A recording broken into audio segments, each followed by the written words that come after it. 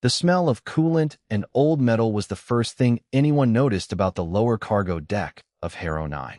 The second thing was the silence. No dockworkers came this far down after shift change. The lighting ran at 30% to save power, and the rows of shipping containers stood in long shadows like broken teeth. Nora Solis noticed the third thing. She was cutting through the cargo deck the fast way, the unofficial way, the way that saved 8 minutes and let her avoid the central corridor where Delegate Oren's administrative assistants liked to hover and ask questions about her patient logs. She had just come from treating a dock worker named Brel, a Sunhari with 4 arms and no Concord registration, who had gotten his lower left hand caught in a pressure coupling. The Concord did not formally recognize the Sunhari. Nora had formally not cared. She was halfway through the deck when she heard it. Not loud, not dramatic. A small, broken sound, like glass trying to breathe. She stopped walking. The sound came again from behind a collapsed stack of cargo crates near the far wall, 2 containers that had shifted and wedged against each other to form a low, dark triangle of space. She stood there for 3 seconds. Then she crouched down and looked inside.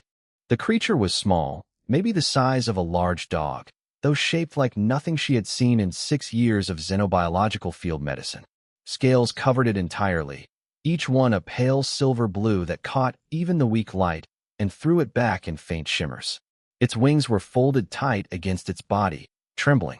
Its tail was curled around itself. Along its left side, just below where the wing joint met the torso, there was a wound, ragged and dark, the kind of damage shrapnel made. It looked at her. The eyes were copper-colored, deep, aware. It did not run.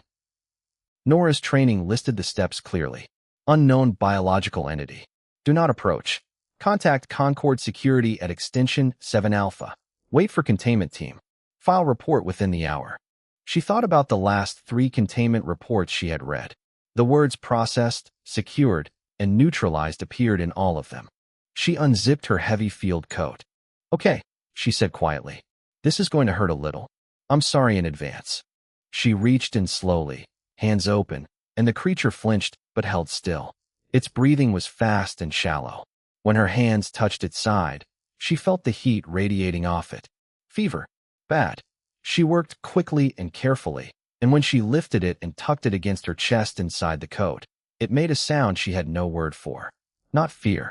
Something closer to exhaustion finally given permission to exist. She zipped the coat closed, leaving a small gap at the top for air. She walked back through the cargo deck at a normal pace. Not fast. Fast drew attention. She nodded at a passing maintenance drone.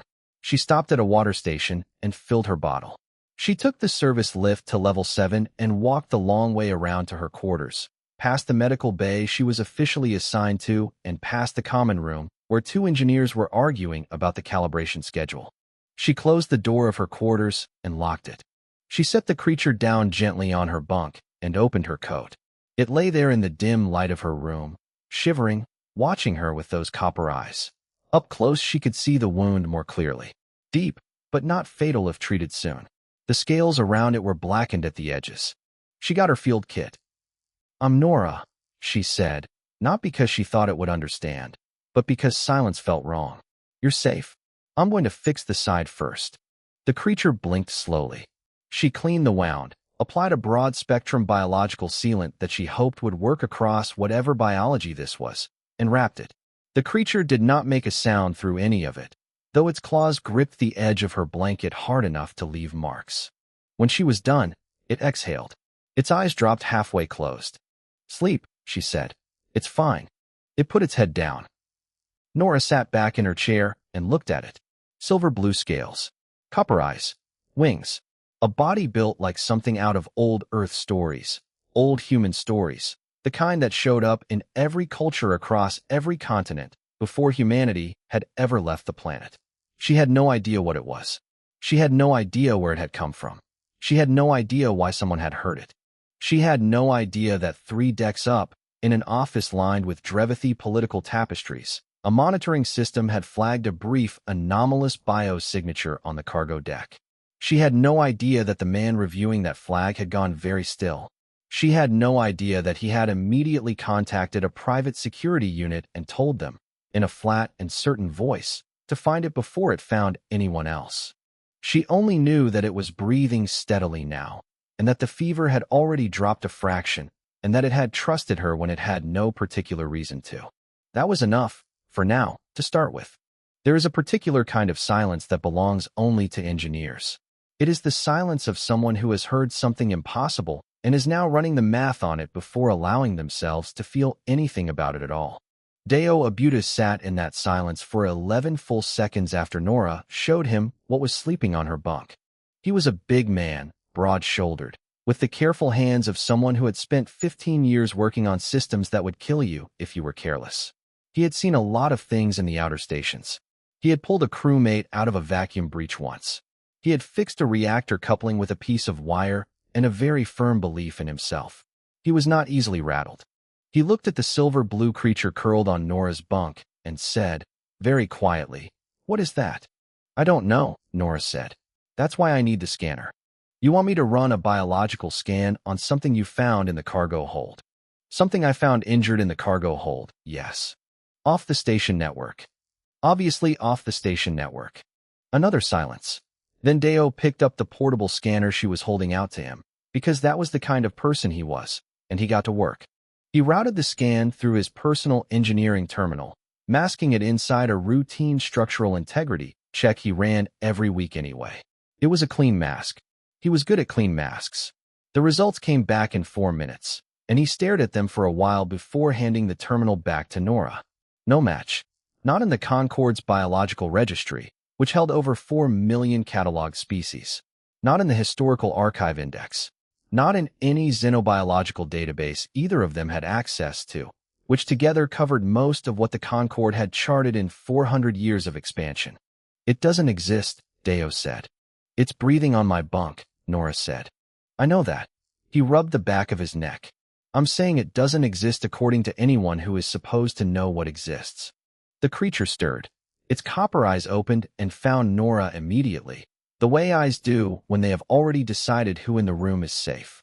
It did not look at Deo for several seconds. When it did, it regarded him with the careful attention of something very intelligent deciding what it thought of him. Then it put its head back down. Deo exhaled slowly. "Okay," he said. "Okay, I'm in. What do you need?" What she needed, it turned out, was a shielded biological carrier, something that would mask the creature's heat signature and suppress the faint electromagnetic field she had noticed it gave off when it moved. Deo said he could build that. He took measurements and left, and Nora sat with the creature and her own thoughts. She pulled up every non-classified xenobiological archive she could access. Old records, deep records, things that predated the current Concorde administrative structure by centuries. She found almost nothing. References, vague ones, to a founding species. A species that had built the first version of the Concorde 6,000 years ago. A species that was gone now. The files used words like legacy and tradition and the founder's will, the way institutions use words when they are covering over something they do not want examined. She found the word Valorn once, in a footnote. The footnote had no further links. She photographed the symbol the creature had traced on her floor that morning, a slow, deliberate mark made with one claw while Nora was refilling her water. She did not know what it meant. She sent the image to her personal archive and flagged it for later. She did not know that 3 decks down, in a server partition sealed behind 200 years of administrative neglect, something had heard the scanner signal. Not the station's systems. Something older, something that had been waiting in the dark long enough that waiting had become its natural state. It heard the scan, and it heard the genetic signature underneath the scan, and something in it that had been still for a very long time became less still. It did not announce itself. Not yet. It listened. Delegate Oren, in his office, received a secondary report from the cargo deck sweep his team had run that morning. Trace genetic residue, small amount, recovered from behind a collapsed container stack on the lower level. His analysts had no match for it either. But Oren did not need a match. He had been looking for this specific signature for 11 years, carrying the search parameters in a private system that connected to nothing and no one else. He read the report. He set it down. He looked at the view through his office window, the slow orange curve of Duran's eye filling the lower half of the frame, massive and indifferent. He opened a channel to his private security lead and told them to escalate from observation to acquisition. He told them to be quiet about it. He told them to be fast. Back in her quarters, Nora was helping the creature drink water from a shallow bowl she had adapted from a specimen tray. It drank carefully, precisely, and then looked up at her and did something she had not expected. It pressed its nose against her hand. Gently, deliberately. Not an animal gesture. A deliberate one. Nora looked at it for a long moment. "You understand me," she said. It was not a question. The copper eyes held hers. "Okay," she said, very quietly. "Then here's what I need you to understand. Something is looking for you, and I don't know what it is yet. But until I do, you stay with me." The creature blinked once, slow and certain. Outside, through the porthole, Durin's eye turned, and the station moved through the dark, and somewhere in the walls, something very old finished listening and began, at last, to prepare to speak.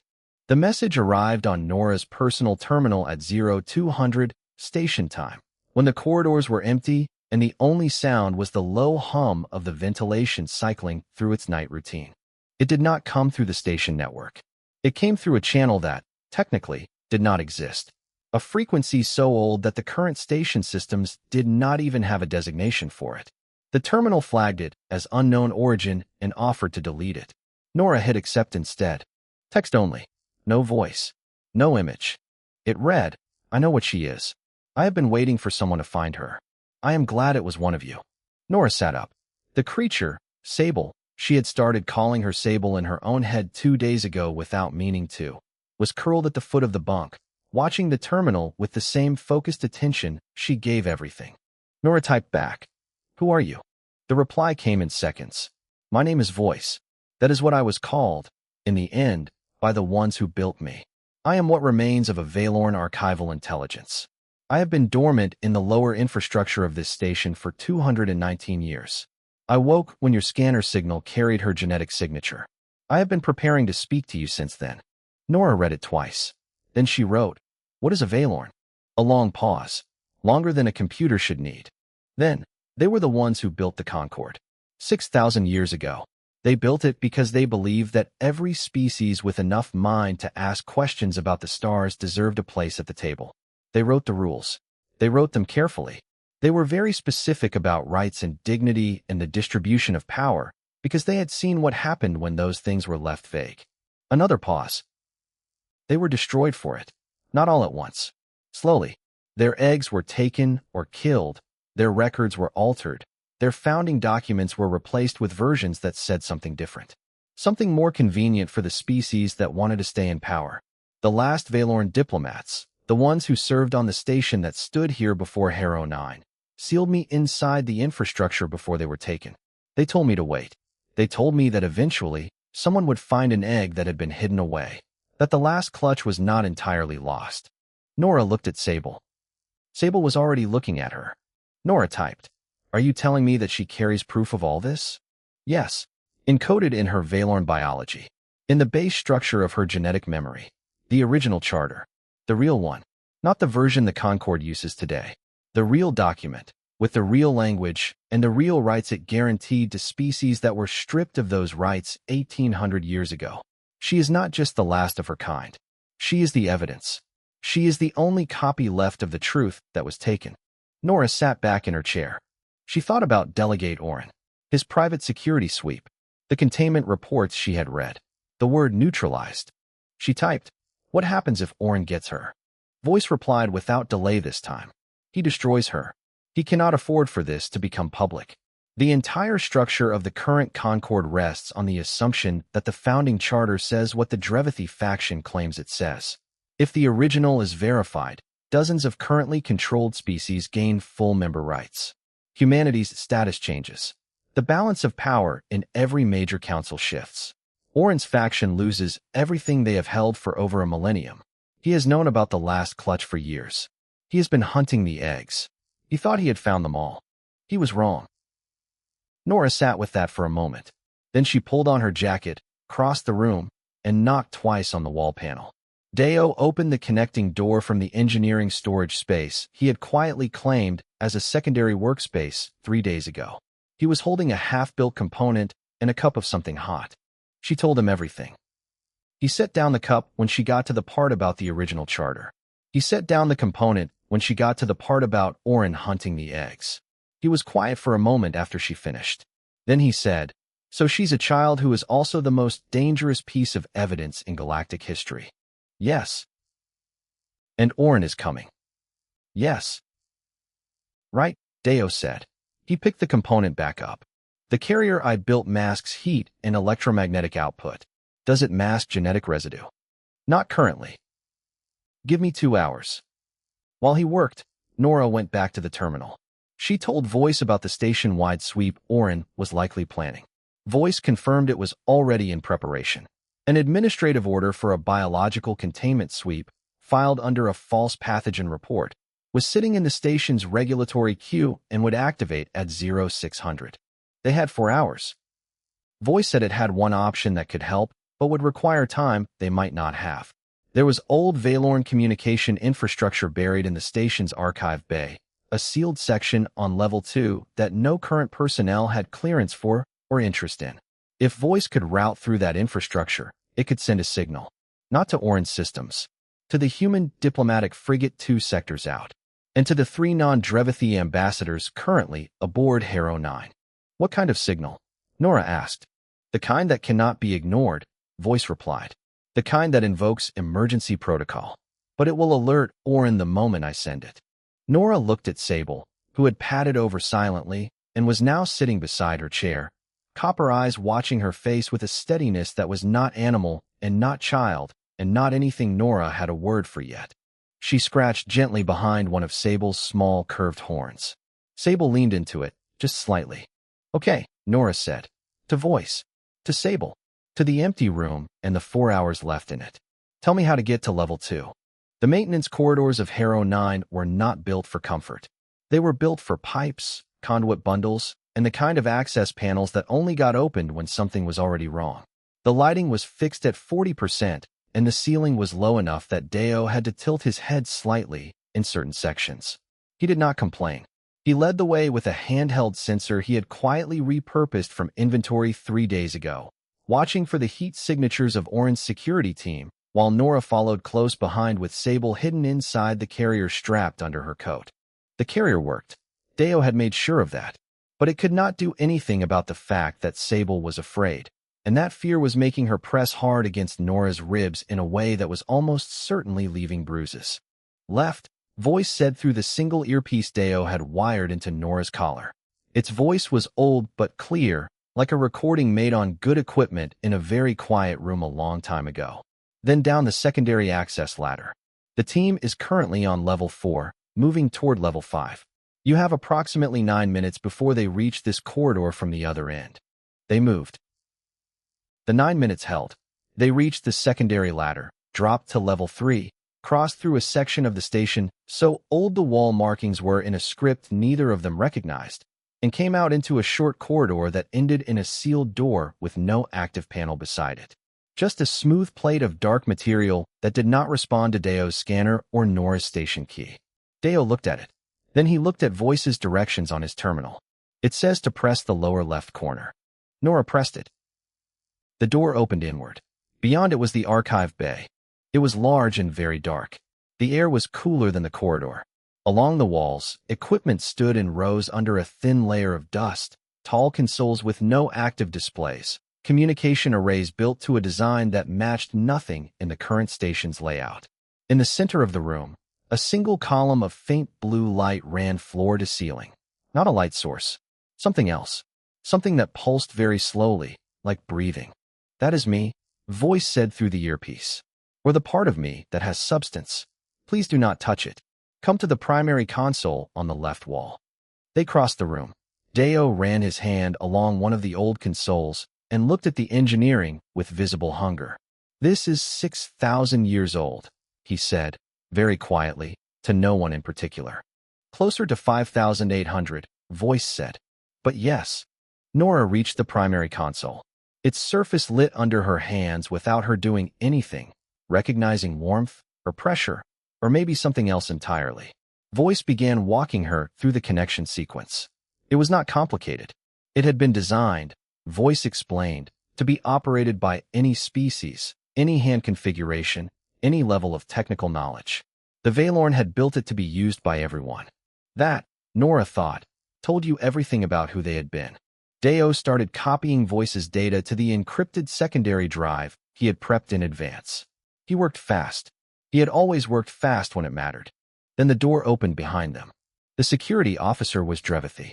Tall, for arms, the upper two carrying a scanning unit and the lower two at his sides, relaxed in the way that meant he was not worried. He had the look of someone who had found exactly what he expected to find. He said something in his own language. His translator unit rendered it a moment later. Step away from the console. The biological entity is to be surrendered immediately. Nora turned around. She looked at him for a long moment. I'm a licensed medical officer, she said. Under Concord Medical Protocol, subsection 7, Article 4, my patient is under my medical custody until a full Concord tribunal order supersedes it. You don't have that order. Without it, you cannot compel the transfer of a patient in active treatment. The officer looked at her. I looked it up, she said. 40 minutes ago. It takes 11 days to process a tribunal order through the standard administrative queue. Oren filed the biological sweep under a pathogen protocol, not a tribunal request. Which means legally, right now, you have no authority over what is under my code. A silence. The officer contacted Oren. They waited. The conversation was short. When the officer looked back at Nora, something in his posture had shifted, just slightly, in a way that meant Oren had confirmed what she said and could not publicly override it without exposing the private nature of the operation. You will stay on this level, the officer said. You will not leave the station. Of course, Nora said pleasantly. He left. The door sealed behind him. Deo let out a slow breath from somewhere behind a console. Did you actually know that law, or did you read it 40 minutes ago specifically for this moment? 40 minutes ago. Right. He went back to the drive. Start the broadcast. Voice said the broadcast was ready. Tight beam encrypted. 2 targets. The human frigate Aldebaran, currently 2 sectors out. 3 non-Drevithi ambassadors aboard Harrow 9, their private diplomatic channels. The message contained Voice's identity verification, a summary of the original charter evidence encoded in Sable's genetic structure, and a formal invocation of Concord Emergency Protocol, the article that allowed any registered intelligence with founding-era credentials to call for immediate diplomatic intervention.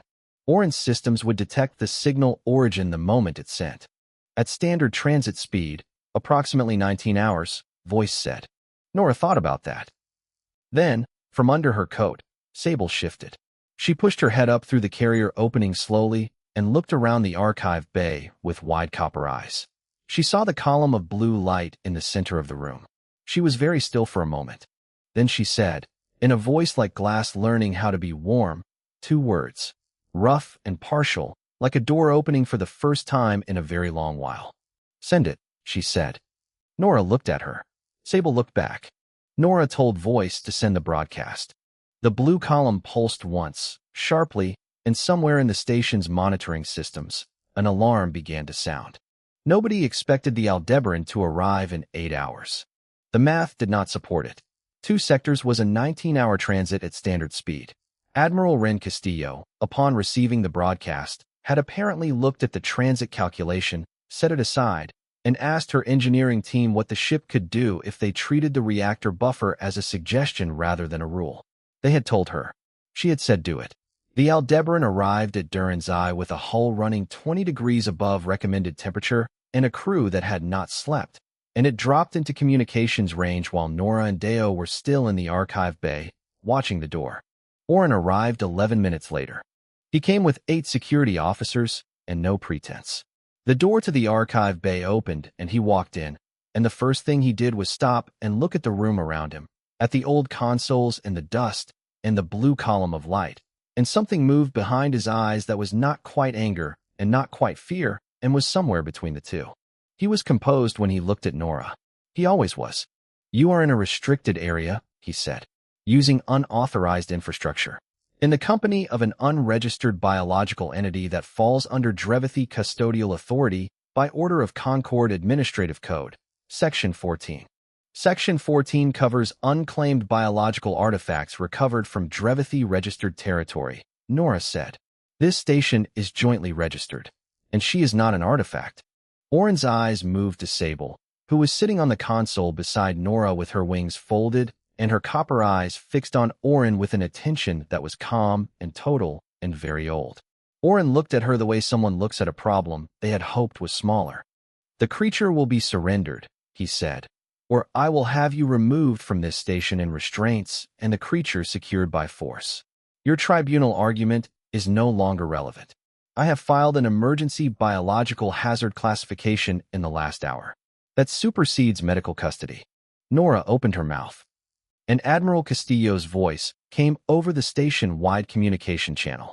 It was a good voice.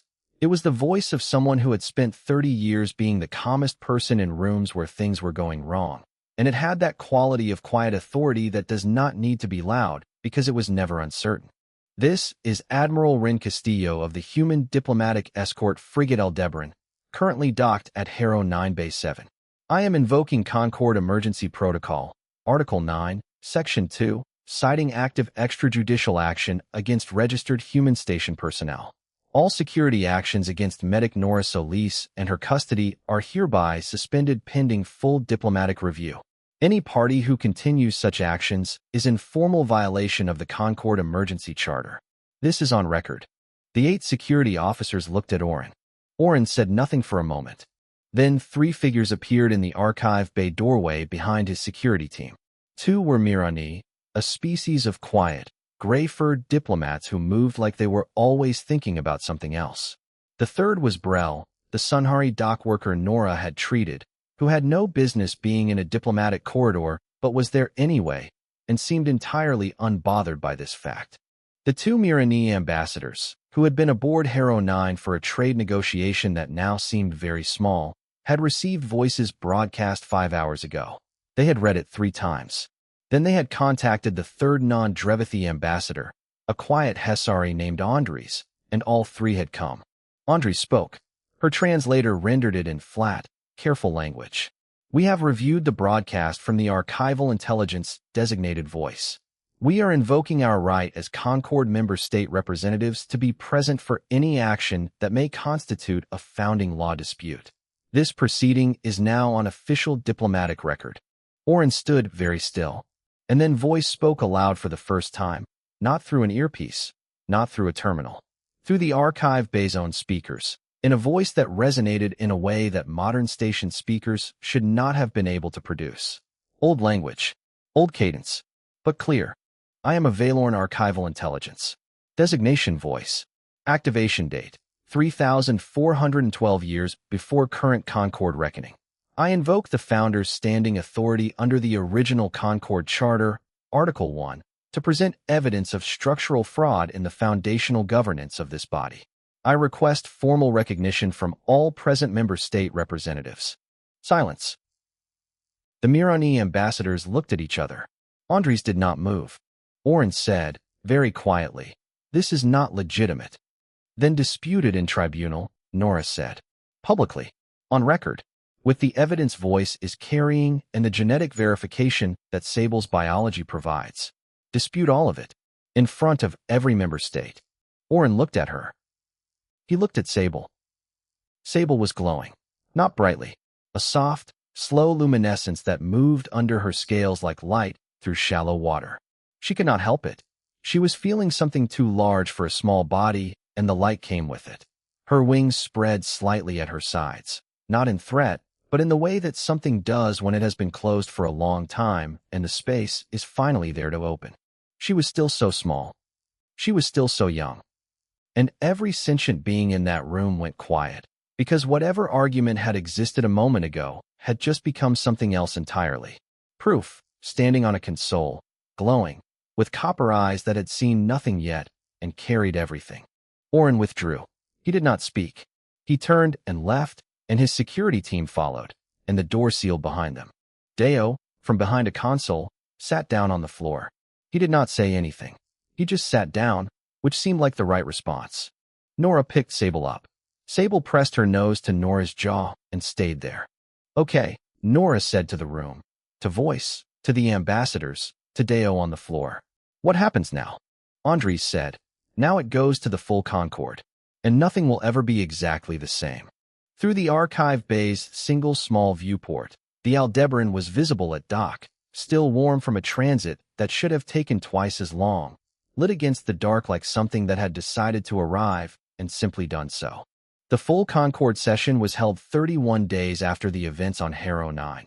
In the main chamber of Concord Central, a structure so large that the delegations at the far end of the room were barely visible to those at the near end. It had not been convened in full emergency session in over 3 centuries. The last time had been a border dispute that had killed 400,000 people. This time there was no war. There was only a small silver blue dragon and the truth she carried, and somehow that was bigger. Nora sat in the human delegations section, which was located, as it had always been, near the back. Admiral Castillo was 3 seats to her left, in dress uniform, reading something on a tablet with the expression of someone who had made peace with the fact that politics moved slowly and had decided to be patient about it. Deo was not officially part of the delegation. He was there anyway. No one had asked him to leave, and he had the kind of stillness that made people assume he was supposed to be wherever he was. The Drevithi contested everything. This was expected. Their legal team was large, and their arguments were technical, and some of them were genuinely difficult to counter. The process took days. It would, Voice had warned, likely take years before the full implications were worked through. This was not a story that ended cleanly. The original charter, once verified, would not immediately restore what had been taken. There would be negotiations and resistance and the slow, grinding work of actual political change. But the truth was out. That part could not be undone. On the 4th day of the session, Sable addressed the chamber. She was larger than she had been on Harrow 9. The Valorn, Voice had explained, grew quickly in the first months after a safe environment was established. She was not large by anyone's standards. She still fit comfortably on the speaking platform without crowding it. But she was not the shivering creature from the cargo hold either. She stood straight. Her wings were folded neatly. Her copper eyes moved across the chamber, across thousands of faces and delegations and screens carrying the feed to member worlds too far to attend, and she was not afraid. She spoke in Valorn first, the language unlocking itself as Voice had said it would, returning from the deep structure of her genetics, like memory returning after a long sleep.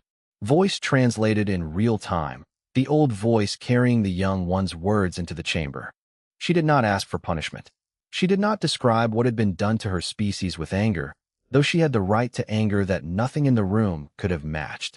She spoke about the original charter the way someone speaks about a thing they love and want others to understand. She described what it had been built for. She said that the species who wrote it had believed, very simply, that the stars were big enough for everyone, and that the only reason to reach them together was if together actually meant something. She said, "Restore what was taken, not for my sake, for the sake of what this body was built to be." The chamber was quiet for a long time after she finished. Then Andres moved the formal motion.